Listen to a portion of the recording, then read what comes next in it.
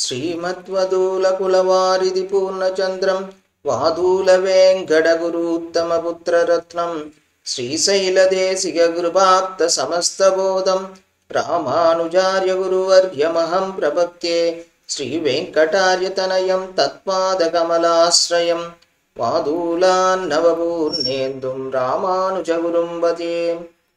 श्रीमान् वेङ्कटनाथार्य कवितार्किककेसरी वेदान्ताचार्यवर्यो मे सन्निधत्तां सदा हृदि। कवितार्किकसिंहाय कल्याणगुणशालिने श्रीमते वेङ्कटेशाय वेदान्तगुरवे नमः।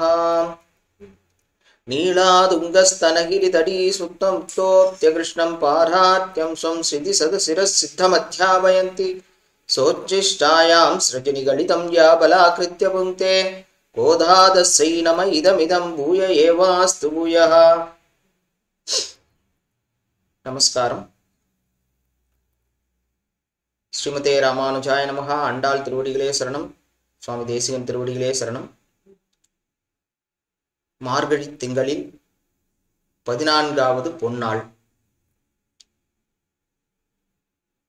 மிகவும் முக்கியமான ஸ்தோத்திரமாகவும் முக்கியமான திருப்பாவை பாசுரத்தையும் இன்று அனுபவிக்கலாம். இந்த 14வது ஸ்தோத்திரத்தில் சுவாமி தேசிகன் ஆண்டாள் அவளுடைய சூடி கொடுத்த மாலையின் சிறப்பினையே மீண்டும் ஸ்தோத்திரம் செய்கின்றார். எது எப்படி எம்பெருமானுக்கு அந்த மாலை, ஆண்டாள் சூட்டி கொடுத்த மாலை எவ்வளவு கந்தத்தையும் விசேஷத்தையும் ஏற்படுத்துகிறது, அதை பற்றி அழகாக காட்டுகிறார் இந்த ஸ்தோத்திரத்தில்.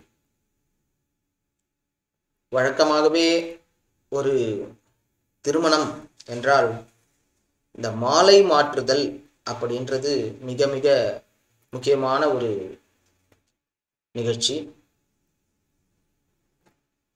மாலை மாறியது.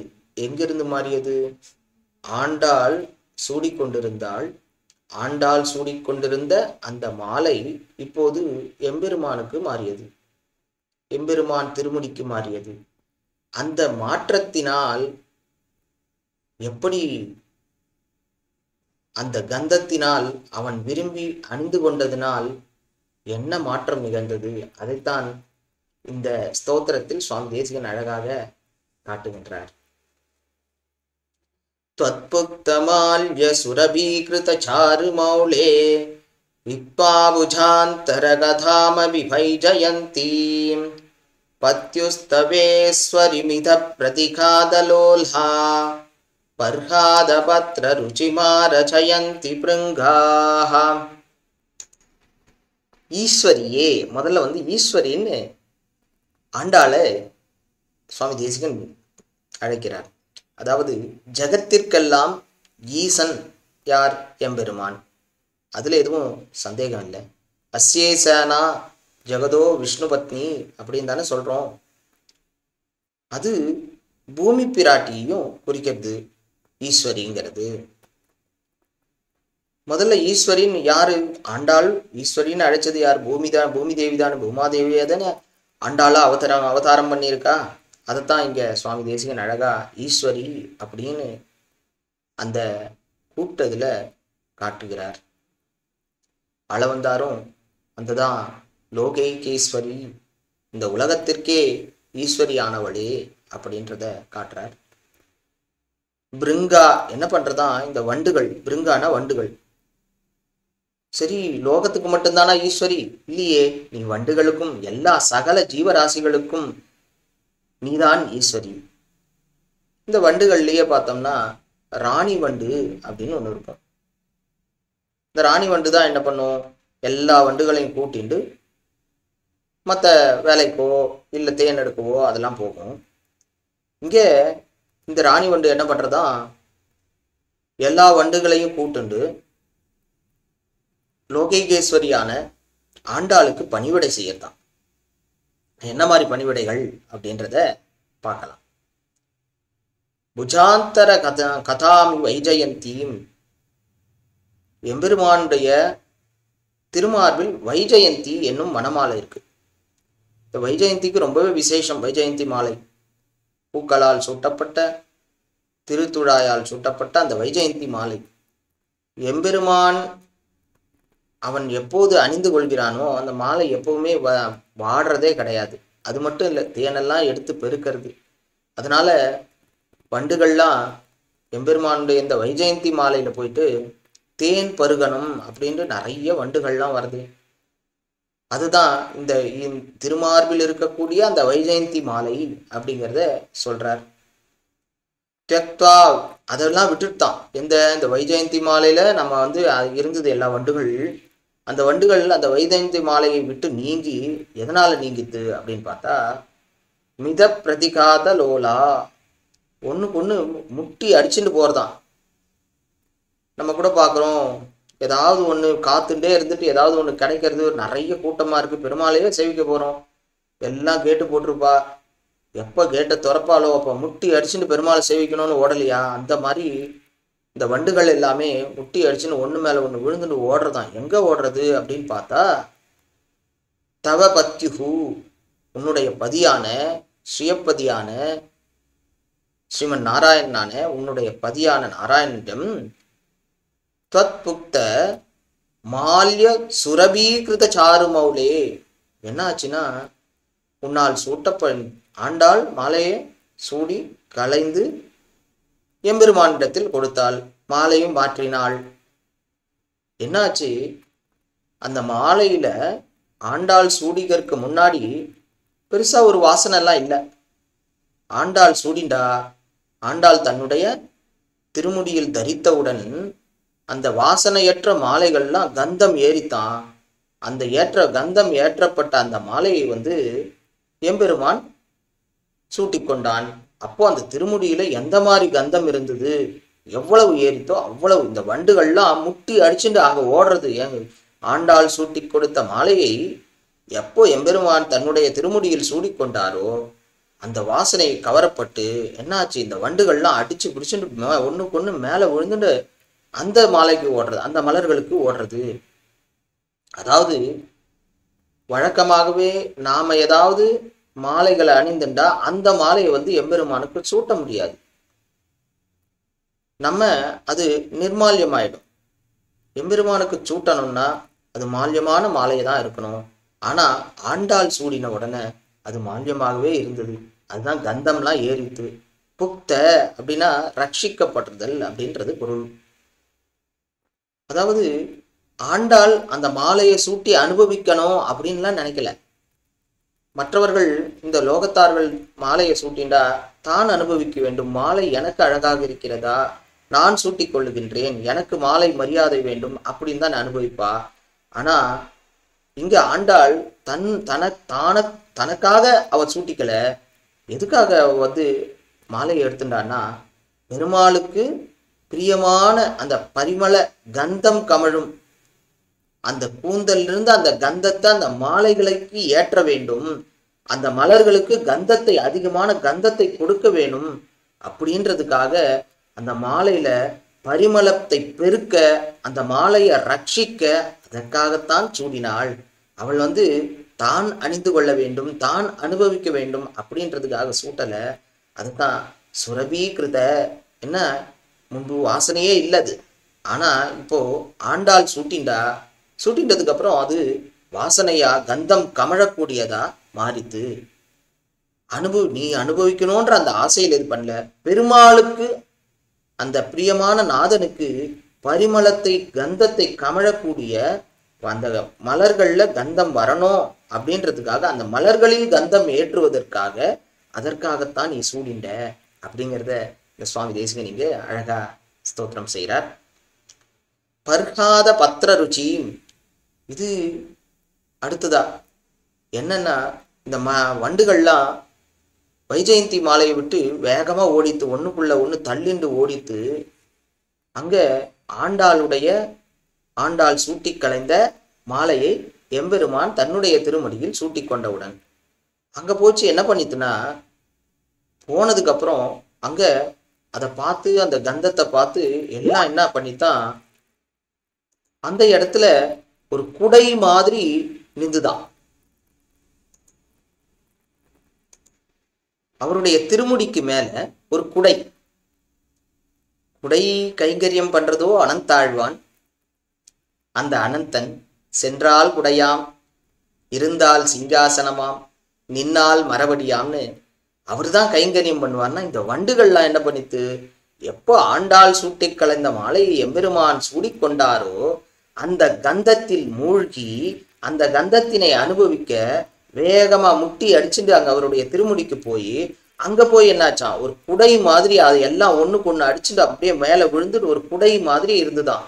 அது மட்டும் இல்ல, ஒரு மயில் ஒரு தோகையை விரித்து ஆடினா எப்படி இருக்கும் அந்த மாதிரி அதுங்க ஆட ஆரம்பிச்சுதான். அப்படிதான் அந்த வண்டுகள்லாம் ஓடித்து. அது எதனாலனா, உன்னுடைய அந்த சூட்டி கலைந்த மாலையை நீ சூட்டி கலைந்த மாலையை என்ன பண்ண, எம்பெருமான் சூடிக்கொண்டவுடன் வைஜெயந்தி மாலையில் இருக்கக்கூடிய அந்த வண்டுகள் முட்டி அடிச்சுட்டு மேல போய் அவருடைய திருமுடிக்கு போய் அங்க குடையாகவும் மயில் தோகையை விடுத்து ஆடுற மாதிரியும் ஆடின்னு இருக்கு அப்படிங்கிறத இங்கு காட்டுறார். மின்னிடை மடவார்கள் மின்னருள் சூடுவார் அப்படின்னு இருக்கு இல்லையா. அது இல்லாம மின்னணைய நுண்ணிடையார் விரிகுழல் மேல் நுழைந்த வண்டு இன்னிசைக்கும். என்ன பண்றதா, இந்த வண்டுகள்லாம் போயிட்டு இசைக்கிறதா. நம்ம கூட பார்க்குறோம், கொஞ்சம் ஏதாவது வண்டுகள் வந்ததுன்னா அந்த மேலே கத்தின்னு இருக்கு இல்லையா, அந்த மாதிரி அங்கே இன்னிசைக்கிறதா இந்த வண்டுகள். அதுவும் எதனால்னா, அந்த ஆண்டாள் சூட்டி கலந்த மாலையில் மது அருந்தலாம், அதில் இருக்கக்கூடிய அதை அருந்தலாம்ன்றதுக்காக தான் அது போகிறது. ஆனால் இருக்கக்கூடிய ஒன்றுக்கு ஒன்று முட்டினதுனால எதுவுமே உள்ளே போக முடியல, எல்லாம் மேலே வந்து பறந்துட்டு இருக்கு. அதுவும் எம்பெருமானது திருமுடியின் மீது அந்த வண்டுனங்கள் வந்து குழாங்களாக கூடியிருக்கு. திருமார்பு, அவனுடைய திருமார்பில் இருந்த அந்த வைஜெயந்தி மாலையை விட்டு அங்க ஒரு வண்டு கூட இல்லையா. அந்த மாலையிலிருந்து எல்லா வண்டும் ஏன் அங்க மேல போச்சு அப்படின்றதுக்கு தான் இங்க சுவாமி தேசிகன் சொல்றார். ஆண்டாள் சூடி கலைந்த ஆண்டாள் வந்து அதுல வந்து வாசனையை கந்தத்தை ஏற்றி கொடுத்ததுனால வைஜெயந்தி மாலையை விட்டுட்டு அந்த வண்டுகள் எல்லாமே போய் எம்பெருமானுடைய திருமுடியில் இருக்கக்கூடிய ஆண்டாள் சூட்டி கலைந்த அந்த மாலையிலேயே மொய்த்து கொண்டு இன்னிசைத்து கொண்டு இருக்கின்றது. அதுவும் ஏன் வந்து மேல அந்த குடை மாதிரி இருந்தது அப்படின்றத சொல்லும்போது, பல்லாயிரக்கணக்கான வண்டுகள், ஒண்ணு இல்லை ரெண்டு இல்லை, அததான் மித பிரதிகாத லோலாஹா அப்படின்னு குறிப்பிடுறாரு. அது என்னன்னா, இங்கிருந்து வைஜெயந்தி மாலையிலிருந்து விட்டு பிரிந்து எம்பெருமானுடைய திருமுடியில் ஆண்டாள் சூட்டி கலந்த மாலைக்கு அந்த கந்தத்தினால அங்க மதுவை உண்ணலாம் அப்படின்னு எல்லா வண்டுகளும் போகுது. அதாவது பல ஆயிரக்கணக்கான பல லட்சக்கணக்கான. ஆனா எல்லா வண்டும் அந்த மலர்க்குள்ள போக முடியுமா, அங்க போய் மதுவை அருந்த முடியுமானா முடியல. இருந்தாலும் சரி முடியலையே, நம்ம வேற எங்கேயாவது இந்த வைஜெயந்தி மாலைக்கு வருவோம்னா வரல, அங்கேயே நின்றுட்டு ரீங்காரம் பண்ணிட்டு இருக்கு. அந்த அங்கேயே வந்து அந்த அளவுக்கு நிறைய வண்டுகள் இருக்கு. அந்த வண்டுகளால உள்ளேயும் போக முடியல, போக முடியாம மேல நின்றுட்டே அங்கேயே கத்திண்டு ரீங்காரம் பண்ணிட்டு இருக்கு, இன்னிசைத்து கொண்டிருக்கிறது அப்படின்றத இந்த பதத்துல சுவாமி தேசிகன் காட்டுறார். அதாவது வைஜெயந்தி மாலையை காட்டிலும் ஏற்றமுடையதாகிய கந்தம் கமழக்கூடியதாக இருக்கிறது அப்படின்றத இந்த இடத்துல நோக்கத்தக்கது. அது இல்லாம புஜாந்தரகதாம் அபி அப்படின்னா என்ன, எளிதா அங்க பார்க்கும்போதே இருக்கு, கண்ணில் தெரியறது அந்த வைஜெயந்தி மாலை, திருமார்பில் அந்த வனமாலை இருக்கு. ஆனா அது வந்து அந்த வண்டுகளோட கண்ணுலையும் தெரியல, அங்க செல்ல மனமும் இல்லை, இங்க போகவும் முடியல. இருந்தாலும் இங்கேயே ரீங்காரமா பண்ணிட்டு இருக்கு, இங்கேயே சிரமப்பட்டுன்னு அங்கேயே ரீங்காரம் பண்ணிட்டு இருக்கு. இருந்தாலும் அந்த வைஜெயந்தி மாலைக்கு நோக்கி அங்க கண்ணில் தெரியும் போது கூட போகவே இல்லை அப்படின்னு சொல்றதுனால ஆண்டாளுடைய அந்த சூடி கலைந்த மாலைக்கு ஏற்றம் சுவாமி தேசிகன் நீங்க கொடுக்கிறார். பர்ஹாத பத்ர ருச்சிம் ஆரச்சயந்தி அப்படின்னா என்ன, ஆண்டாளுடைய கடாட்சம், ஆண்டாளுடைய கடாட்சத்துக்கு இலக்கானவர்கள் என்ன பண்றா, குடை நிழலில் பொலிவர்தாமி என்ன பண்ணுவார், எப்போ ஆண்டாளுடைய கடாட்சம் நமக்கு கிடைச்சிட்டோ அப்போ எம்பெருமானுடைய கடாட்சம் நிச்சயமாக நமக்கு உண்டு, அவருடைய குடை நிழலில் நாம் இளைப்பாறலாம் அப்படிங்கிறத இந்த ஸ்தோத்திரத்துல சுவாமி தேசிகன் அழகா காமிக்கிறார். அதாவது ஆண்டாள் சூடி கலைந்த மாலை அதோட சிறப்பு என்னன்னா, எம்பெருமானிடம் அதற்காகவே ஆண்டாள் வந்து தனக்காக சூட்டிக்கல, அதுல கந்தத்தை ஏற்றுவதற்காக சூட்டி எம்பெருமானிடத்துல கொடுத்தா எவ்வளவு கந்தம் ஏறி இருக்கு அப்படின்றத பார்க்கும்போது இந்த வண்டுகள் வைஜெயந்தி மாலையில விட்டுட்டு அங்க தேன் அருந்தறதை விட்டுட்டு நேரா மறுபடியும் இங்க ஆண்டாளுடைய சுடிக்கலைந்த அந்த மாலை எம்பெருமானுடைய திருமுடியில் இருக்கிறதுக்கு வருது. அங்க உள்ளேயும் போக முடியாதனால அது குடை மாதிரி இருந்து மயில் தோகை மாதிரி விரித்து ஆடிண்டு அங்க இன்னிசை பாடிண்டு இருக்கு அப்படிங்கிறது தான் இங்க சுவாமி தேசிகன் அழகா காட்டுறார். அடுத்ததாக ஆண்டாள் அருளி செய்த திருப்பாவை 14வது பாசுரம். ஆண்டாள் ஒவ்வொரு பெண்ணா எழுப்பிண்டு வரா. இதுல 9வது பெண்ணை எழுப்புறா. 10 பேரை எழுப்பணும், 9வது பேர் இது. இந்த பெண் எப்படிப்பட்ட பெண், அவளை என்ன சொல்லி ஆண்டாள் எழுப்புறா அப்படிங்கிறது இந்த பாசுரத்துல அழகா சொல்லப்பட்டிருக்கு. உங்கள் புழக்கடை தோட்டத்து வாவியுள் செங்கழநீர் வாய் நிகழ்ந்த அம்பல்வாய் கூம்பினகான் செங்கல் பொடிக்கூரை பெண் பல் தவத்தவர் தங்கள் திருக்கோயில் சங்கிடுவான் போதந்தார் எங்கள முன்னம் எழுப்புவான் வாய்பேசும் நங்காய் எழுந்திராய் நானாதாய் நாவுடையாய் சங்குடு சக்கரம் ஏந்தும் தடக்கையன் பங்கைய கண்ணானை பாடேலோ ரெம்பாவாய். அதாவது உங்கள் புழக்கடை தோட்டத்து வாவியுள், உங்க புழக்கடைனா பின்புறத்தில் உள்ள தோட்டத்தில் உள்ள அந்த நீர்நிலையில வாவியுள் செங்கழுநீர் வாய் நெகிழ்ந்து, தாமரை வாய் நெகிழ்ந்ததுன்னா மலர்ந்தது அலர்ந்ததுன்னு பொருள். அந்த தாமரை மலர் செங்கழுநீர் வாய் நெகிழ்ந்து மலர்ந்தது. ஆம்பல் கூம்பின, ஆம்பல் மூடிக்கொண்டது. அது மட்டுமா, செங்கல் ஒடி கூரை வெண்பல் தவத்தவர், காவி உடை அணிந்த யோகிகள் சாதுக்கள் என்ன பண்ணா, அவர்கள் பல்லு வெள்ளையா இருக்கான். அவர்கள்லாம் அவர்களுடைய திருக்கோயில் சங்கிடுவான் போதந்தார், அவர்களுடைய கோயிலை திறந்து பெருமானை தரிசிப்பதற்காக போகின்றார்கள். நீ என்ன சொன்ன, எல்லார்கிட்டையும் என்ன சொன்ன, முதல் நாள் சாயங்காலம் அந்த கூட்டத்துல என்ன சொன்னா, எல்லாரையும் நான் முதல்ல எழுப்பி ஆசிட்டு போறேன் அப்படின்னு, எங்களை முன்னம் எழுப்புவான் அப்படின்னு சொன்ன.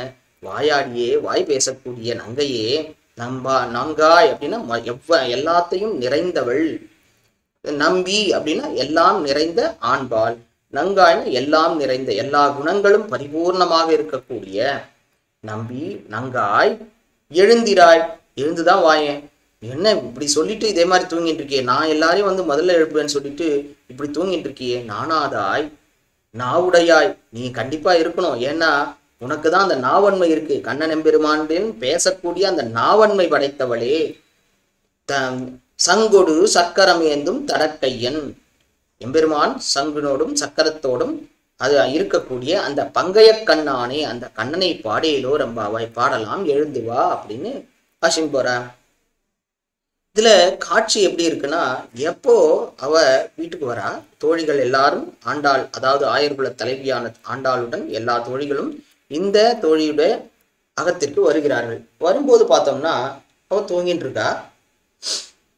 சொல்றா, அடையாளம் சொல்றா, இதே மாதிரி எல்லாமே பொழுது விடிஞ்சாச்சு, சீக்கிரமா எழுந்து வா போகலாம் அப்படின்னும் போது என்ன சொன்ன, என்ன அடையாளம் இருக்கு அப்படின்னா, இல்லையே அப்படின்னு சொல்றா. அது அப்பதான் சொல்றா ஆண்டாள், ஆயர்குல தலைவியாகிய ஆண்டாள் என்ன சொல்றான்னா, பாரு எல்லா இடத்துலயும் தாமரைகள்லாம் மலர்ந்து இருக்கு, அல்லிலாம் மூடின்னு இருக்கு அப்படிங்கிறா. இவன் என்ன பண்றா, அதெல்லாம் ஒத்துக்க முடியாது, நீங்க எப்பவுமே கண்ணன் கண்ணன் கண்ணன் இருக்கிறதுனால என்ன பண்றீங்க, உங்களுடைய திருக்கண்கள் எல்லாம் மலர்ந்து இருக்கின்றன. ஏன்னா ஒண்ணுத்த நாம ரொம்ப எதிர்பார்த்திருக்கோம்னா அதையே பார்த்து கண்கள் மலர்ந்து அதை நோக்கியே இருக்கும். அதனால கண்ணன் எம்பெருமான் எல்லாரும் சொல்லிட்டு இருக்கிறதுனால, நினைச்சுட்டு இருக்கிறதுனால உங்களுடைய கண்கள் மலர்ந்து கண்ணன் எங்கே கண்ணன் எங்கேன்னு அப்படியே விரிஞ்சிருக்கு. உங்களுடைய வாய்கள்லாம் என்ன இருக்கு, கூம்பி இருக்கு.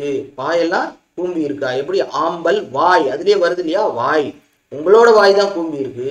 இதெல்லாம் நினைச்சுட்டு நீங்க என்ன நினைச்சுக்கிறீங்க, இதே மாதிரி உங்க முகத்துல இதே மாதிரி நடந்ததுனால ஓ தாமரை தான் மலர்ந்ததோ, ஆம்பல் தான் கூம்பினதோ அப்படின்னு நீங்களா நினைச்சுக்கிறீங்க. அங்க அதே மாதிரிலாம் நடக்கல அப்படின்ற. அப்பதான் இந்த ஆயர்குல தலைவி என்ன சொல்றா, இல்ல நான் இங்க எல்லா இடத்துலயும் அதே மாதிரிதான் இருக்கு. நீ உன்னோட ஆத்துல பின்பக்கம் இருக்கக்கூடிய உங்களோட ஆத்து நீர்நிலையில இருக்கக்கூடிய அந்த தோட்டத்துல போய் நீ பாரு, அங்க என்ன இருக்கும், அதே மாதிரி தாமரை மலர்ந்து ஆம்பல் கூம்பி இருக்கும் அப்படின்னா. இல்லையே, நான் எப்படி பார்க்க முடியும் அப்படின்றா. ஏன்னா எதுக்காக அந்த எடுத்துக்காட்டு சொன்னான்னா, அந்த இடத்த சொன்னான்னா, அவர்களுடைய வீடு சாத்தப்பட்டு பூட்டப்பட்டு இருக்கு. இவாளே இன்னும் உள்ள போய் அவளை எழுப்ப முடியல. அதுக்கு பின்னாடி போய் நாம போய் எழுப்ப முடியாது இல்லையா? அதனால அங்க இந்த தோழி என்ன சொல்லிடுறான்னா, தூங்கிட்டு இருக்க தோழி, நீங்க கண் மலர்ந்து வாய் மூடி இருக்கிறது தான் நினைச்சிட்டு இருக்கீங்கன்னு. இல்ல இல்ல, எல்லா இடத்துலயும் இருக்கு. இல்ல, எல்லா இடத்துல இருக்கக்கூடிய அந்த தாமரை மலர்கள்லாம் என்ன பண்ணிருப்பீங்க நீங்க? கண்ணன் கண்ணன் காத்தால ஆனோன்ட்டு எல்லா தாமரை மலரையும் நீங்களா பிரிச்சிருப்பீங்க, ஆம்பல் எல்லாம் நீங்களா கூம்பி இருப்பீங்கோ அப்படின்னு சொல்ற. நீ வேணா உங்காத்து பின்னாடி இருக்கக்கூடிய அந்த நீர்நிலையை பாரு அப்படின்னு சொன்னோம்னா, நான் அதெல்லாம் போய் பார்க்க மாட்டேன். நீங்க வேற ஏதாவது சாட்சிகள் இருந்தா சொல்லுங்க. பின்னால எடுத்துன்றதுக்கு சாட்சிகள் என்ன இருக்கு அப்படின்றத அடுத்தது கேட்குறான். நீ உன்னோட வீட்டு தோட்டத்திலையும் போய் பார்க்க மாட்ட, ஆனா நீயும் சொல்றதை ஏத்துக்க மாட்டியா அப்படின்னு சொல்லிட்டு, சரி அப்படின்ட்டு ஆயர்குல தலைவி என்ன பண்றா, செங்கல் பொடி கூரை வெண்பல் தவத்தவர். இங்க பாரு, கோவிலுக்கெல்லாம் போயிட்டு இருக்கா. யாரு? சாது சன்னியாசிகள்லாம் கோவிலுக்கு அவாவா கோவிலுக்கு போயிட்டு இருக்கா. அவளுடைய உடை காவி உடையா இருக்கு, செங்கல் நிறத்துல இருக்கு. அவர்களுடைய பல் வெண்பல், வெண்மையான பல்லா இருக்கு. அப்படி போயிட்டு இருக்கா. அதையாவது அவ எதுக்காக போறா? கோவில சங்கிடுவான் சாவி கொண்டு திறந்து பெருமானை சங்குநாதத்தினால் எழுப்புவதற்காக போயிட்டு இருக்கா. நங்காய் எழுந்திராய் அப்படின்றா. இந்த இடத்துல ஆண்டாள் மிகவும் எந்த அளவுக்கு உட்பொருளை வைத்திருக்கா அப்படின்றத நம்மளால பார்க்க முடியும். திருப்பாவை ஜீயர் அப்படின்னு சொல்றோம் ராமானுஜர். அவர் எந்த அளவுக்கு ஆழ்ந்த பொருட்களை இந்த திருப்பாவையில தேங்கி இருக்கக்கூடிய, உள்ள நிறைய கொண்டு இருக்கு இந்த திருப்பாவை. ஒவ்வொரு தடவை பார்க்கும்போது ஒவ்வொரு விதமான பொருட்களை பெரியோர்களுக்கெல்லாம் கொடுத்துட்டே இருக்கு. அப்படிப்பட்ட இந்த திருப்பாவையில ராமானுஜர் எப்பவுமே ஊன்றி இருந்தார்னு நமக்கு தெரியும், சரித்திரமே காமிக்கிறது. இந்த பாசுரத்தை கொண்டுதான் ராமானுஜர் ஒரு வேதங்களுக்கு அர்த்தங்களையே சொன்னார். அதுவும் அந்த யாதவ பிரகாசருக்கு தெளிவுபடுத்தினார் அப்படின்றத பார்க்க முடியுது. மிகவும் முக்கியமான பாசுரம் இது. இளையாழ்வார் அப்போ பேர் அவருக்கு. திருப்புக்குழி, காஞ்சிபுரம் பக்கத்துல இருக்கக்கூடிய திருப்புக்குழியில யாதவ பிரகாசரிடம் கல்வி பயின்று கொண்டிருந்தார் பாடசாலையில. எப்பவுமே ஆச்சாரியனுக்கு கைங்கரியம் நிறையவே பண்ணணும். எண்ணெய் தேய்த்து குளிக்கணும். ஆச்சாரியன் எண்ணெய் தேய்ச்சி குளிக்கணும்னா யாரு? சிஷியர்களான அவ படிச்சுட்டு இருக்க அந்த அவாதான் ஆச்சாரியனுக்கு எண்ணெய் தேய்ச்சி விடணும். எண்ணெய் தேய்ச்சி விட்டுன்னு இருக்கா. ராமானுஜரை கூப்பிட்டு எனக்கு எண்ணெய் தேய்ச்சி விடு அப்படிங்கிறார் யாதவ பிரகாசர். ராமானுஜரும் அழகா போய் விருப்பத்தோட அந்த கைங்கரியத்துல ஈடுபடுறார். அதே மாதிரி ஈடுபட்டு இருக்கும்போது சாண்டோக்கிய உபனிஷத் அதை பத்தி சொல்லிட்டு இருக்கார். அதுல இருக்கக்கூடிய அர்த்தங்களை பத்தி பேசிட்டே அங்க எண்ணெய் தேய்க்கிறது நடந்துட்டு இருக்கு. அப்போ சாண்டோக்கிய உபனிஷத்துல வரக்கூடிய ஒரு வச்சனம், தஸ்யேதா கப்பியாசம் புண்டரீகம் ஏவமக்ஷினி அப்படின்றது. இது என்னன்னா அர்த்தம் சொல்றா யாதவ பிரகாசர். எம்பெருமான், எங்கும் நிறைந்த எம்பெருமான் நாராயணுடைய திருக்கண்கள் தாமரை மலர் மாறி, அலர்ந்த தாமரை மலர் மாதிரி. இங்க சொல்றோம் இல்லையா, செங்கழு நீர் வாய் நிகழ்ந்து, அதாவது தாமரை மலர் மலர்ந்தது போல அவருடைய கண்கள் எப்படி இருக்கான், இந்த தாமரை மலர்ந்தது போல இருக்கிறது. எவ்வளவு அழகான நன்னாதானே சொல்லியிருக்கார். அடுத்தது சொல்றார், அந்த தாமரை எப்படி சிவப்பாக இருந்தது அப்படின்றதுக்கு யதா கப்பியாசம் புண்டரீகம், அவனுடைய கண்கள் எப்படி இருந்தான், யதா கப்பியாசமா இருந்தது. யதா கப்பியாசம்னா குரங்கினுடைய பின்பகுதி சிவந்திருக்கும், அந்த மாதிரி சிவந்த தாமரை, அந்த தாமரை மாதிரி மலர்ந்த கண்கள் அப்படின்னு தாமரைக்கு ஓமையா இந்த குரங்கினுடைய பின்பகுதியை பத்தி அந்த மாதிரி சிவப்பா இருந்த தாமரை அப்படின்னு சொல்றார். அவர் சொல்லிட்டு இருக்கும்போது அவருடைய தொடையில நம்ம எண்ணெயை நன்னா சூடா காய்ச்சி கொதிக்க கொதிக்க காய்ச்சி கொட்டினா எப்படி இருக்கும், அந்த மாதிரி ஒரு ஜலம் பட்டுதான். பட்ட உடனே ராமானுஜர் திரும்பி, யாதவ பிரசாத் திரும்பி ராமானுஜரை பார்க்குறார். பார்த்த உடனே ராமானுஜருடைய கண்கள்லாம் சிவந்து அப்படியே ரொம்ப கஷ்டப்பட்டு அவருடைய கண்ல இருந்து ஜலம் தாரதாரியா வருது. ராமானுஜரை பார்த்து யாதவ பிரகாசர் கேட்கிறார், ஏன் ராமானுஜா, ஏன் இளையாழ்வார், எதுக்காக அழற, என்ன அப்படின்ற. அவரால் அந்த இதுவை கட்டுப்படுத்த முடியாம அப்புறம் சொல்றார், சுவாமி, நாராயணன் எவ்வளவு பெரியவன், அவனுடைய கண்களை அழகா வர்ணிக்கலாம், அதை அழகா சொல்லலாம். அந்த இடத்துல குரங்கின் பின்பகுதியை சொல்றது ஏற்புடையதா இருக்குமா, அது ஏற்புடையதா இருக்காதே அப்படின்றத சொல்லி அழறார். ஓ, என்னை விட உனக்கு ரொம்ப தெரியுமா, அர்த்தங்களை அழகா சொல்லுவியோ, சொல்லு பார்ப்போம், இதுக்கு என்ன அர்த்தம் வரும் அப்படின்னு சொல்லு கேட்கிறார். அப்போ ராமானுஜர் 3 விதமான பொருளை இதுக்கு சொல்றார். புண்டரீகம்னா தாமரை, கப்பியாசம்ன்றத கப்பிய ஆசம் அப்படின்னு பிரிக்காம கம் பியாசம் அப்படின்னு பிரிக்கலாம். அப்படி பிரிச்சோம்னா என்ன, தண்ணீரில் தோன்றிய தாமரை. அது என்ன இருக்கு, தண்ணீர்ல இருக்கக்கூடிய தாமரையா இருக்கிறது அப்படிங்கிறத பிரிக்க முடியும். திருமங்கையாழ்வாரும் என்ன சொல்றார், நீரார் கமலம் போல் செங்கன்மால் என்னொருவன் அப்படின்னு மங்களாசாசனம் பண்றார். அங்க வசனபூஷணத்திலையும் தாமரையை அலர்த்த கடவ ஆதித்யன் தானே நீரை பிரிந்தால் அத்தை உலர்த்துமா போலே. எப்படின்னா, இந்த தாமரை தண்ணீர்ல இருக்கு, எப்போ வந்து ஆதித்யன் சூரியன் வரான், சூரியன் வரும்போது என்ன ஆகுது, அந்த தாமரை தானே மலர்றது. அதே அந்த தாமரை எப்போ தண்ணியை விட்டு வெளியில தனியா வைக்கிறோம், அந்த மலரை எடுத்து தனியா அதே ஆதித்யன் கிட்ட கொடுத்தோம்னா என்ன ஆகும், அதை உலர்த்துமா போலேனா கருக வச்சிடும். அந்த மாதிரி அந்த தண்ணீரில் இருக்கக்கூடிய தாமரை எப்படி ஆதித்யனை பார்த்து மலர்கிறதோ அந்த மாதிரி இதுதான் இதை கொல்லணுமே வழிய இப்போ இந்த கப்பிய பிளஸ் ஆசம் அப்படின்னு பண்ணக்கூடாது அப்படின்றத ஒரு பொருளா சொல்றார். இன்னொரு பொருள், தாமரையின் தண்டு, தண்டோட கூடிய தாமரைக்கு வந்து கப்பினா என்ன, கப்பினா தண்டோடு சேர்ந்த தாமரை, அதை தண்டினை ஆசனமாக கொண்ட தாமரை. ஆசனம், ஆசம்னா ஆசனம், கப்பின்னா தண்டுக்கு பேரு, தாமரை தண்டுக்கு கப்பியின் பேரு.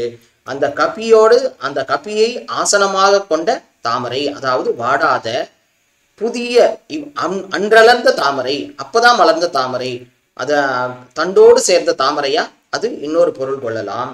மூணாவதா இன்னொரு பொருளும் சொன்னார். என்னன்னா, ரவிகர விகச்சிக, அதாவது சூரிய கிரணத்தால் அலர்த்தப்பட்ட தாமரை, சூரியனின் கதிர்களால் ஆசம் மலரச் செய்யப்பட்ட புண்டரீகமான அந்த தாமரை அப்படிங்கிற மூணாவது அர்த்தத்தையும் ராமானுஜர் சொன்னார். நாம தினமே சொல்லக்கூடிய தேயஹா சதா சவித்ரு மண்டல மத்தியவர்த்தி நாராயணஹா சரசிஜாசன சன்னிவிஷ்டஹா கைரவான் மகர குண்டலவான் கிரீடி ஹாரி ஹிரண்ய வபு திரிசங்க சக்கரஹா. எப்படி சூரிய மண்டலத்தில் உரையக்கூடிய தாமரை மலரில் எழுந்தருளக்கூடியவரான, மகர குண்டலங்கள், கிரீடம், மாலை போன்ற தரித்த பொன்னிறமான திருமேனி படைத்த சங்கு சக்கரங்களை தாங்கிய அந்த சூரிய நாராயணரை எப்போதும் தியானிப்போம் அப்படிங்கிறது தான் இந்த பாசுரம், இந்த ஸ்லோகத்துல சொல்லப்பட்டிருக்கு. அதைத்தான் ஆண்டாள் இந்த 3 விதமான பொருள்கள், 3 விதமான பொருள்கள் என்னென்ன எடுத்தார். முதல்ல வந்து பதம் பிரிக்கிறதுல புண்டரீகம் கம் பிளஸ் பியாசம் அந்த மாதிரி பிரிக்கணும்னு சொல்லியும், தாமரை தண்டு, அந்த தண்டினை ஆசனமாக கொண்ட தாமரை அப்படின்னு சொல்லியும், சூரியனால் அலர்த்தப்பட்ட தாமரை அப்படின்னு சொல்லியும் 3 விதமான அர்த்தங்கள் கொள்ளலாமே ஒழிய இந்த மாதிரி குரங்கினுடைய பின்பகுதி அப்படின்னு கொள்ளக்கூடாது அப்படிங்கிறத ராமானுஜர் அப்போ யாதவ பிரகாசரிடம் சொன்னார். ஆனா இவ்வளவு ஆழ்ந்த பொருளை எங்கிருந்து எடுத்தார் அப்படின்னா, திருப்பாவையுடைய இந்த பாசுரத்திலிருந்து தான் எடுத்திருக்கார். இதுல வரக்கூடிய வார்த்தைகள் என்னென்னா, செங்கழு நீர் வாய் நிகழ்ந்து. என்ன செங்கழு நீர்னு சொல்லும் போது தாமரை, தண்ணீர்ல இருக்கக்கூடிய தாமரை செங்கழு நீர், அதை சேர்த்து சொல்லும்போது செங்கழு நீர் வாய் நிகழ்ந்து, சூரியனால் அலர்த்தப்பட்ட தாமரை. ஆம்பல் வாய் கும்பி, அந்த செங்கல் அப்படிப்பட்ட இது எப்படி இருந்ததா, தண்டினை தண்டோடு கூடியதாக இருந்தது அப்படின்னு இந்த பாசுரத்திலிருந்து தான் ராமானுஜர் இந்த விதமான பொருட்கள் எப்படி வந்து தஸ்யதா கப்பியாசம் புண்டரீகம் ஏவ மக்ஷினின்றக்கு முறையான பொருள் இப்படிதான் சொல்லணும். உயர்ந்த பொருளை சொல்லும்போது ஒரு தாழ்ந்த பொருளை வந்து ஓமையா சொல்ல முடியாது. அதுவும் யாரு, சுயப்பதியான நாராயணன் அவனுடைய கண்களை, திருக்கண்களை வந்து சொல்லும்போது இந்த மாதிரி ஒரு கீர்த்தனமான ஒரு ஓமையை வந்து அவனுக்கு ஒப்பிட முடியுமா அப்படின்றது தான் அங்கு ராமானுஜர் இந்த பாசுரம் மூலம் அவருக்கு சொல்லி கொடுத்திருக்கார். இப்போ இந்த தோழி ஒத்துக்க மாட்டேங்கிறா, இந்த அடையாளங்கள்லாம் நான் ஏற்றுக்கொள்ள மாட்டேன் அப்படின்றா. மற்ற அடையாளங்களை ஆயர்குல தலைவியான அந்த ஆண்டாள் சொல்ல ஆரம்பிக்கிறா. சொல்லும்போது என்ன சொல்றா, செங்கல் பொடி கூரை, காவி உடை அணிந்த, வெண்பல் தவத்தவர், தூய்மையான பற்களை உடைய, அவர்கள் தங்கள் திருக்கோயில் சங்கிடுவான், அவர்கள் பூஜை செய்வதற்காகவே அந்த கோவில்களுக்கு போயின்னு இருக்கா அப்படின்றது சொல்றார். வழக்கமா பார்க்க போனா இந்த வைணவ கோவில்கள்ல பத்து சன்னியாசிகள் யாரும் பூஜை செய்யக்கூடிய வழக்கம் இல்லை. திருமலையில பெரிய கேள்வியப்பன், சிறிய கேள்வியப்பன், பெரிய ஜீயர், சின்ன ஜீயர் சொல்றோம். அவாதான் வந்து அதை எடுத்து கொடுத்து மற்றவர்கள் அந்த பட்டாச்சாரியாருக்கு எடுத்து கொடுக்குறா, அவா வந்து பண்றா. அதை வேணா நம்ம கண்ணுல கொண்டுக்கலாம். ஆனா இங்க காட்டப்பட்ட பொருள், பெரியவர்களால் காட்டப்பட்ட பொருள் அது அல்ல. இந்த கிராம தேவதைகளாக அந்த அங்குதான் அந்த கோவில். அதனாலதான் வந்து ஆண்டாளின் தங்கள் திருக்கோயில் அப்படின்னு சாதிச்சுதா பெரியவர்கள்லாம் இங்கு அர்த்தம் காமிச்சிருக்கா. அந்த சாதுக்கள் காவி உடை அணிந்து வெண்பற்களுடன் பெருமாள் கோவிலுக்கு, அவருடைய தங்களுடைய கோவிலுக்கு சங்கிடுவதற்காக செல்கின்றார்கள் அப்படிங்கிறார். அவோ அதை பார்த்துட்டு அதை சரி ஒத்துக்கலான்னு பார்த்தா அதுக்கப்புறம் தான் கேட்குறா, எங்களை முன்னம் எழுப்புவான் வாய்ப்பேசும் நங்காய். என்ன சொல்லியிருந்த நீ ஆரம்பிக்கும் போது? நாளைக்கு காத்தால வந்து எல்லாரையும் நான் வந்து ஆஷின் போறேன் அப்படின்னு சொல்லியிருந்த. இப்படி சொல்லிட்டு நீ இப்படி தூங்கிட்டு இருக்கலாமா? தூங்கிட்டு இருக்கா? உனக்கு வெட்கம் இல்லையா? நானாதாய், உனக்கு வெட்கம் கெட்டவளே, வெட்கம் இல்லாமல் தூங்கிட்டு இருக்கியே, இன்னும் எல்லாரையும் ஆஷின் போறேன்னு சொல்லிட்டு இப்படி தூங்கிட்டு இருக்கலாமா அப்படின்னு கேட்குறா. உடனே ஆண்டாளுக்கு புரியுது, இல்லை இல்லை, மறும் குற்றங்களை மட்டுமே சொல்லிட்டு இருக்க கூடாது, ஏற்றங்களை, அதாவது பாசிட்டிவ் பாயிண்ட் சொல்லுவா, அந்த ஏற்றங்களையும் சொல்லணும்னு நாவுடையாய். உடனே மாத்திட்டா. என்ன மாத்திட்டா? நாவுடையாய், நாவன்மை படைத்தவளே, நீ வந்துதான் கண்ணன் கிட்ட பேசி பேச்சாற்றல் கொண்ட நீ எங்களை கண்ணனிடம் பேசி அவன்கிட்ட சேர்த்து வைக்கணும், அதனால நாவுடையாய் அப்படின்றா. ஒவ்வொரு பாடல்லையுமே பார்க்கும்போது எந்த அளவுக்கு நேர்மறை சிந்தனை இருக்கு.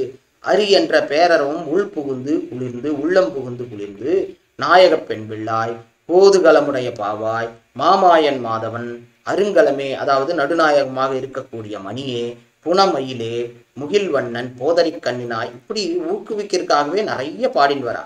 அந்த அளவுக்கு அந்த சொல் சுவை. அதுதான் ராமாயணத்துல ராமர் வந்து அனுமனை வந்து சொல்லின் செல்வன் அப்படின்றார். அதாவது வாலிக்கு பயந்து சுக்ரீவன் அந்த மலையில இருக்கான், ராமனும் லக்ஷ்மணன் அந்த பக்கம் வரா. இப்போ வரும்போது வாலி அதாவது அமைச்சிருப்பானோ அப்படின்ற அந்த சந்தேகம் வர அனுமன் வரான். இப்போ வந்து ராமர்கிட்டையும் லக்ஷ்மணர்கிட்டையும் கேட்கணும், நீங்க யாருன்னு கேட்கணும். ஒரு புதியவரை பார்த்து யாருன்னு கேட்கக்கூடாது. அப்போ எப்படிதான் தெரிஞ்சுக்கிறது அவளை பத்தி அப்படின்றதுக்கு அவன் அழகா கேட்டான். என்ன அனுமன், எவ்வழி நீங்கினாய் நீ யார் அப்படின்றத யாரு இவர் கேட்கிறார். ராமர் வந்து ஆஞ்சநேயரை கேட்கிறார். அதற்கு அனுமன் வந்து எவ்வளவு அழகா பதில் சொல்றான். ராமபிரானே, நான் அஞ்சனை வயிற்றில் வந்தவன், என்னுடைய பெயர் அனுமன் அப்படின்னு சொல்றார். இது சொல்லும்போது இவர் தானே அவரை கேட்கணும், யாருன்னு இருக்கணும்ன்றதுக்காக கேட்கிறார். என்னுடைய தலைவன் கேட்டால் நீங்கள் யார் என்று அவரிடம் நான் சொல்ல வேண்டும். நீங்க யாருன்னு நேரா கேட்கல, என்னுடைய தலைவன் கேட்பான், நீங்க யாருன்றது அவன்கிட்ட நான் என்னன்னு சொல்லணும் அப்படின்றத சொல்றார். அது இல்லாம மஞ்சு எனதிரண்ட கோல் மெனிய மகளிர்க்கெல்லாம் நஞ்சு எனத்தகைய ஆகி நளிரும்பனிக்கு தேம்பா கஞ்சமுத்தலத்த செய்ய கண்ண யான் காற்றின் வேந்தற்கு அஞ்சனை வயிற்றில் வந்தேன். அவனுடைய பேர் சொல்லும்போது யான் காற்றின் வேந்தற்கு அஞ்சனை வயிற்றில் வந்தேன், நாமமும் அனுமன் என்பேன் அப்படின்னு சொல்றார். இதே அவர்களை கேட்கும்போது என்ன சொல்றாரு? ராமர் இதை பார்க்கும்போதே புரிஞ்சிடுறாரு, 3 வேதமும் யாருக்கு தெரியுமோ அவனால மட்டும்தான் இந்த அளவுக்கு செல்வமா கலை செல்வத்தோட சேர்த்து பேச முடியும் அப்படின்றார். அதை ராமரே தெரிவிக்கிறார். இல்லாத உலகத்தெங்கும் ஈங்கிவன் இசைகள் கூற கல்லாத கலையும் வேத கடலுமே என்னும் காட்சி சொல்லாலே தோன்னிட்டன்னே, யார்கொள் இச்சொல்லின் செல்வன், யார்கொள் இச்சொல்லின் செல்வன், வில்லார் தோல் இளைய வீர விரிஞ்சனோ விடைய வலானோ அப்படின்னு அவ்வளவு அழகா கம்பர் தன்னுடைய பாடல்ல இதை வந்து தெரிவிக்கிறார். இது அடுத்ததா இப்போ வந்து நானாதாய் நாவுடையாய் எழுப்பிட்டா. இப்போ அவ எழுந்து வரணும், யாரை போய் சேவிக்க போறீங்க அப்படின்றத சொல்லணும். பங்கைய கண்ணானை, எப்படிப்பட்ட பங்கைய கண்ணான்? அங்க சங்கும் சக்கரமும் ஏந்தி கொண்டுள்ள அந்த பங்கைய கண்ணானை எந்த இடத்துல பார்த்தோம்னாலும் எப்போ சங்கு சக்கரம் அப்படின்னு சொல்லும் போதே உடனே வந்து அவருடைய திருக்கண்களும் வந்துடுறது. எப்பெல்லாம் சங்கையும் சக்கரங்களையும் சொல்றோமோ ஆழ்வார்கள் சொல்லும்போது கூடவே கண்ணையும் அவருடைய பங்கைய கண்ணையும் சேர்த்து தான் பாடுறார். எப்போ அவதாரம் எடுக்கிறாரோ கண்ணன் எம்பெருமான் அப்பவே எப்படி இருந்தார்? அப்பவே தம் அற்புதம் பாலகம் அம்புஜேக்ஷணம் சதுர்புஜம் சங்க கதார்யுதாயுதம், அப்பவே சங்கு சக்கரத்தோட பிறக்கும் போதே சங்கு சக்கரத்தோட தான் பிறந்தார் அப்படிங்கிறதையும் நம்மளால பார்க்க முடியாது. சரி, அப்படி பெரியாழ்வாரும் என்ன பண்றார்? அப்பூச்சி காட்டுதல். அதுல என்ன பண்றார்? கண்ணை இறுக்கி மூடிடுறா. மூடின்றதுக்கு அப்புறம் அப்பூச்சி காட்டுறாராம். காட்டும்போது எப்படி இருந்தார் அப்படின்றதுக்கு அழகா பொருள் பெரியவர்கள் சொல்லியிருக்கா. ஒரு கோஷ்டியில ராமானுஜர் இருந்திருக்கார். அப்போ அதை அப்பூச்சி காட்டுறத அபிநயிச்சிருக்கா. அபிநயிக்கும் போது என்ன ஆச்சுன்னா, அப்பூச்சி காட்டுதல்னாவே இந்த கண்ணை சின்ன குழந்தைங்கள்லாம் கண்ணை அப்படி திருப்பி விட்டுன்னு இருக்கோம். அதை தான் அப்பூச்சி பயமுறுத்துதல் அப்படின்னு நினச்சிட்டு இருக்கா. அப்போ அங்க அரையர் அப்பூச்சி காட்டின்னு இருக்கார். முதல்ல இந்த மாதிரி கண்ணெல்லாம் இது பண்ணி அந்த மாதிரி பயமுறுத்துறார் அப்படின்னு. ஆனால் இப்போ ராமானுஜர் பார்த்தார், அது சரியா கொள்ளாதே அப்படின்ட்டு. அதுக்கு அடுத்தது முதல் தடவை காட்டும் போது அந்த அரையர் இந்த மாதிரி தான் காமிச்சார், கண்ணெல்லாம் மிரட்டுற மாதிரி பயமுறுத்துற மாதிரி, அதை தான் அப்பூச்சியா அப்படின்னு அபிநயமா காமிச்சார். ஆனா அடுத்த தடவை மறுபடியும் அத்தூதன் அப்பூச்சி காட்டுகின்றான், அம்மனே அப்பூச்சி காட்டுகின்றான் பாடும்போது என்ன பண்ணாரா, ரெண்டு கைகளையும் இப்படி மேலே எடுத்து காமிச்சார். அது என்னன்னா, அதாவது எம்பெருமான் தன்னுடைய அப்பூச்சின்றதே அவனுக்கு என்ன, சங்கு சக்கரங்கள் கொண்டது. எப்படி பிறக்கும் போதே சங்கு சக்கரங்களோடு பிறந்தான், அந்த சங்கு சக்கரங்களை காட்டினான். ஆனா எப்போ அம்மா தாய் தந்தையர் கேட்டாலும், ஐயோ கம்சனால் ஏதாவது நேர்ந்துட போறது, நீ சங்கு சக்கரங்களை மறைச்சுக்கோ அப்படின்னா உடனே மறைச்சிருந்தான். ரெண்டு கைகளோடு தான் இருந்தான். ஆனா அதற்குண்டான அடையாளங்கள் தெரிந்து கொண்டே இருந்தன. 11 வயசு வரைக்கும், எப்ப கம்சனை முடிக்கிற வரைக்கும் அவன் சங்கு சக்கரங்களை காட்டாமல் மறைத்து கொண்டிருந்தான் அப்படின்ற. அதைத்தான் இங்க அரையர் அப்பூச்சி காட்டுகின்றான். அடுத்த தடவை முதல் தடவை பண்ணும்போது கண்ணை திருப்பி அந்த அப்பூச்சி காட்டுகின்றான், பயமுறுத்துறதா காமிச்சாராம். அதுக்கு அடுத்த தடவை பண்ணும்போது ரெண்டு கையை இப்படி மேலே தூக்கி சங்கு சக்கரங்கள், அதை தான் அப்பூச்சி காட்டுகின்றான் அப்படின்னு சொன்னாராம். உடனே ராமானுஜர் சொன்னாராம், பின்னாடி என்ன எம்பார் தான் இருக்காரா, எம்பார் இருந்துதான் சொல்லி கொடுத்தாரான்னு.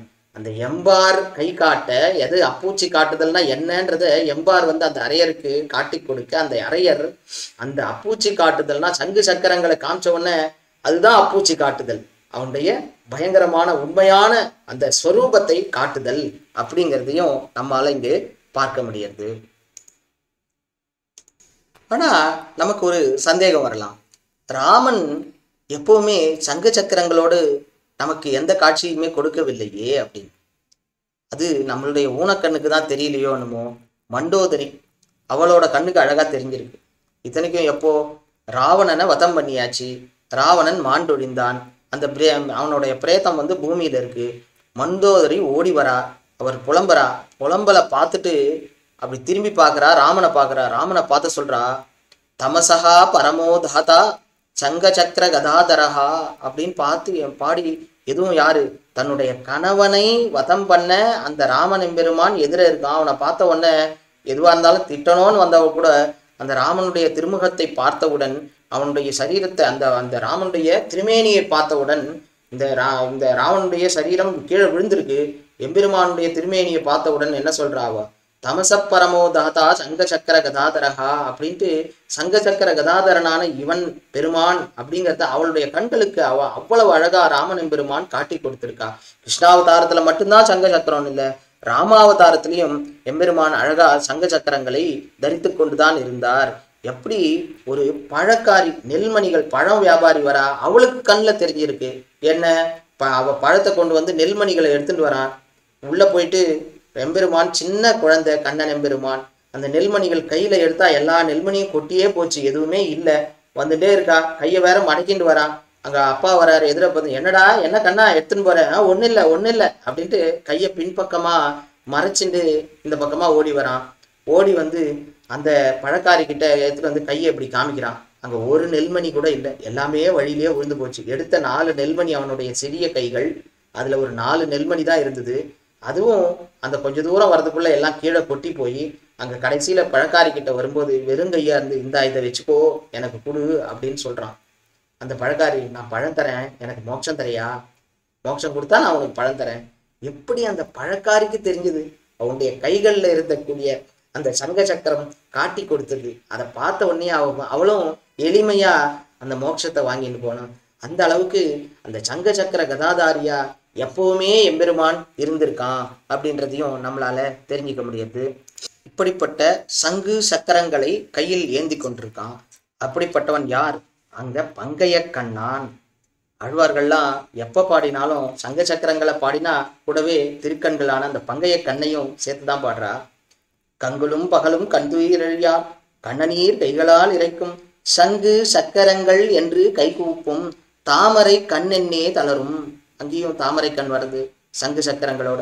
அடுத்தது எடுத்துட்டாலும் வெள்ளை சிறு சங்கடாழி ஏந்தி தாமரை கண்ணன் என் நெஞ்சினூடே, அந்த இடத்துலையும் சங்கு சக்கரங்களோட சேர்த்து தாமரை கண்ணை தான் சொல்றார். அப்புறம் செங்கனிவாயின் திறத்ததாயும் செஞ்சுடர் நீள்முடி தாழ்ந்ததாயும் சங்கொடு சக்கரம் கண்டு வந்தும் தாமரை கண்களுக்கு கற்று தீர்ந்தும். எந்த இடத்துல எடுத்தாலும் சங்கு சக்கரங்கள்னா அதன் கூடவே தாமரை கண்ணையும் சேர்த்தா மாதிரி தான் ஆழ்வார்களும் அனுபவிச்சிருக்கா.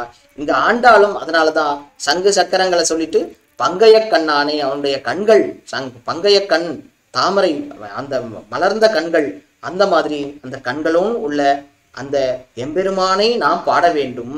அந்த பாடுவதற்காக எழுந்துவான்னு சொல்ல இந்த தோழியும் எழுந்து வரா.